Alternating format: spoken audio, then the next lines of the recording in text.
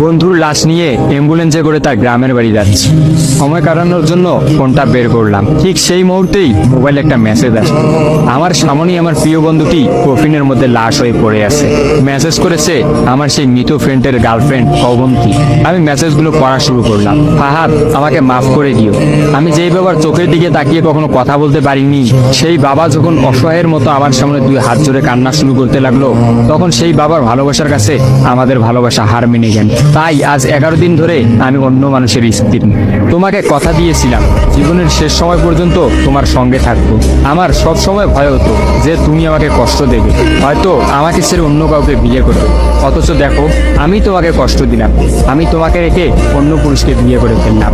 জীবনটা বড়ই অদ্ভুত, তাই না? তোমার কি মনে আছে আমি তোমাকে কাঁদতে কাঁদতে বলতাম আমাকে কখনো ছেড়ে যাবে না? তো তুমি হাসতে হাসতে উত্তর দিতে আমি তোমাকে কখনো ছেড়ে যাব না, তুমি আমাকে ছেড়ে গেলে যেতে পারো। তখন আমি অনেক রাগ করতাম, কারণ আমি তো তোমাকে পাগলের মতো ভালোবাসতাম। তুমি নেই এরকম কোনো পৃথিবী আমি কল্পনাও করতে পারতাম না।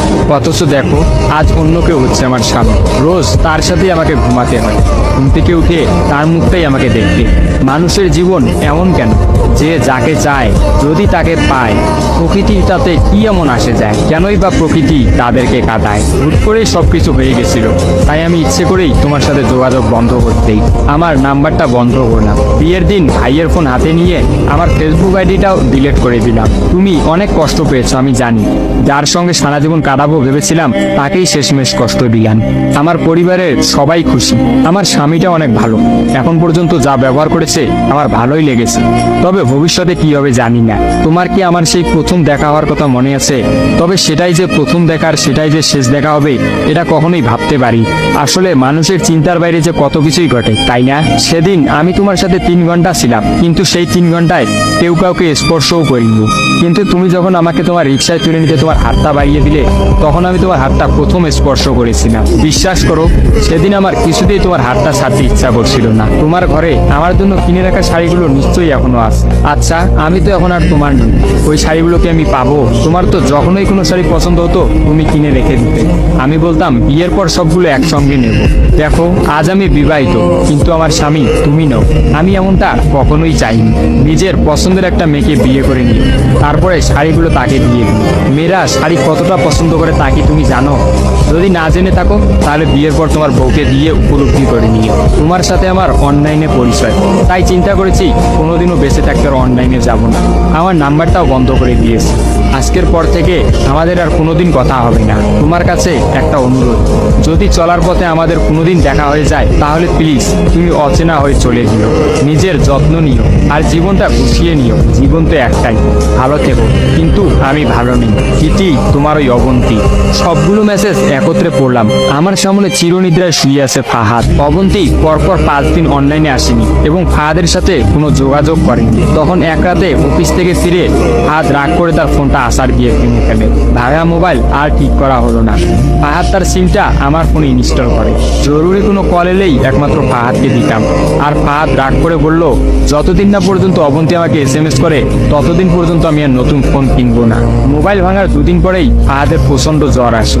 একদিনের মধ্যেই ফাহাদকে হাসপাতালের মধ্যে ভর্তি করলাম। ডাক্তার পরীক্ষা নিরীক্ষা করে বলল ফাহাদের ডেঙ্গু জ্বর হয়েছে। তবে চিন্তার কোনো কারণ নেই, ডাক্তারের কথা বিশ্বাস করেছিলাম। কিন্তু ডাক্তার তো সবকিছুর খবর জানেন না, যিনি জানেন তিনি হচ্ছেন সৃষ্টিকর্তা।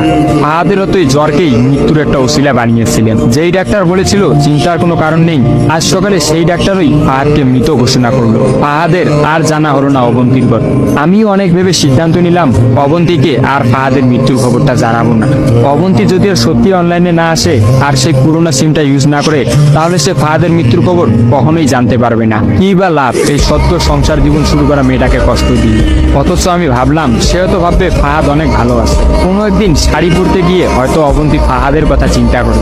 সে হয়তো ভাববে ফাহাদের কিনা শাড়িগুলো হয়তো তার স্ত্রী পরে রোজ তার সামনে আসে, কিন্তু ফাহাদের সাদা কাফন পরে কবরে যাওয়ার ঘটনাটা না হয় তার অজানাই থাকে। আমি ফাহাদের নাম্বার থেকে অবন্তীর ফোনে একটা মেসেজ দিলাম, আমার জন্য ভেবো না, স্বামীর সাথে নিজেকে মানিয়ে নেওয়ার চেষ্টা করো। বিবাহ বন্ধন জীবনের সবচেয়ে বড় একটা বন্ধন, ভালো থেকো আর স্বামীকে ভালোবেসো। অবন্তী রিপ্লাই দিল, এত সহজে ক্ষমা করে দেওয়ার জন্য অনেক ধন্যবাদ, আর মেসেজ দিও না, বিদায়, চির বিদায়। আমিও মোবাইলটা পকেটে রাখলাম। অ্যাম্বুলেন্স ততক্ষণে ফাহাদের বাড়ির সামনে পৌঁছে গেছে। কফিনে রাখা ফাহাদের মৃতদেহটা নেওয়ার জন্য সবাই দাঁড়িয়ে আছে। আমি ফাহাদের কফিনটা স্পর্শ করে বিড়বিড় করে বললাম, তোর সঙ্গে আর কোনোদিন একই গাড়িতে চড়ে ভ্রমণ করা হবে না। আজ তোর আর আমার একসঙ্গে ভ্রমণের শেষ দিন। বিদায় বন্ধু, চির বিদায়।